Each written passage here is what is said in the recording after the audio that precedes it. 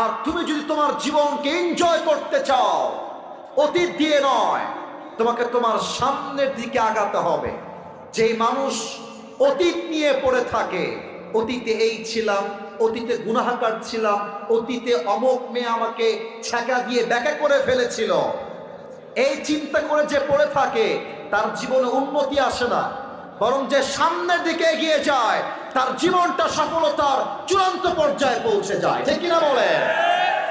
আল্লাহ বলছে নতুন দিনের কসম, নতুন প্রভাতের কসম। এই হচ্ছে প্রথম দুইটা আয়াত, রাতের শপথ আর দিনের শপথ। এবার আসুন আমরা 2 নাম্বার ভাগে চলে যাই। আল্লাহ রাব্বুল আলামিন বলছেন, বান্দা শোনো শোনো, মা ওয়াদ্দাআকা রাব্বুকা ওয়া মা ক্বালা। ও আমার বান্দা, দুনিয়ার সবাই তোমার হাত ছাড়তে পারে, তোমার বাপ, তোমার বন্ধু, তোমার বউ তোমার হাত ছাড়তে পারে, তোমার হাত আজীবন ছাড়বে না। 1 সপ্তাহ আওয়াজ দিয়ে বলেন সবাই, তিনি কে? আল্লাহ। আমাকে তো আপনারা ফেসবুকে আগে দেখেছেন কেউ কেউ নাকি? আমাকে চেনেন তো আপনারা সবাই নাকি? আচ্ছা, আমার ওয়াজের বয়স হচ্ছে মাত্র, it has been 4 years, 4 বছর। আমি যখন প্রথম বছর ওয়াজের লাইনে আসছি, আমার ফোনের যে কলগুলো আসতো, ওগুলো আমি নিজেই রিসিভ করতাম, নিজের কল নিজে মেইনটেইন করতাম।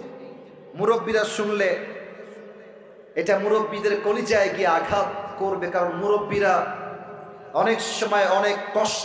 আমার কলিজার টুকরা যশোরের কেশবপুরের ভার, আমি দেখতে পাচ্ছি আজকের মাহফিলে মাশাআল্লাহ, যেমন আমার মুরব্বী আব্বা জানরা এসেছেন, ঠিক তার চাইতে কয়েক গুণ বেশি আমার কলিজার টুকরা যুবক ভাই আজকের মাহফিলে এসেছেন। আজকে উভয়ে আমরা মাহফিলে অ্যাটেন্ড করেছি। আপনারা শুনলে খুশি হবেন, আমার জন্ম কিন্তু খুলনায়, আমার বাবার জন্ম খুলনায়, মায়ের জন্ম খুলনায়, আমার বড় বোনের জন্ম খুলনায়, সবার জন্ম খুলনায়। আর আমার পরিবারের 14 গোষ্ঠী আমরা সবাই খুলনার থেকে বিলং করি। তো মাঝে মাঝে যশোরে আমার মাহফিল থাকলে আমি বলি, আমি যদি খুলনার সন্তান হই, খুলনা হচ্ছে যশোরের বিভাগ, আর যশোর হচ্ছে খুলনার একটা জেলা। তা আমি আসিফ হুজুর যদি খুলনার সন্তান